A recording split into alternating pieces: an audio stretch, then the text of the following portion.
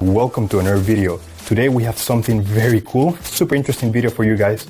I'm gonna show you how to unlock the network of your phone to use it with any carrier. This is 100% legal. Your phone will not be damaged in any way. It is in fact very positive and beneficial to be fully network unlocked. Because your phone's resale value will increase because your phone will be compatible with any other carrier worldwide.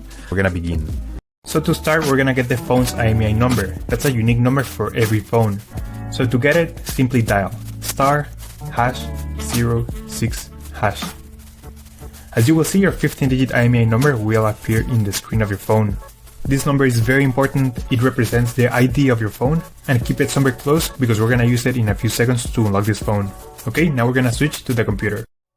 We're gonna use this website to request the unlock code to unlock this phone. So first you need to fill in the information about the phone you want to unlock in this form. Processing times may always vary, so be very patient. It may be very fast sometimes, but sometimes it may also take a little bit longer, so just keep that in mind. Okay, so after you have waited the estimated amount of time, you're gonna get an email, and I'm gonna show you how the email will look like.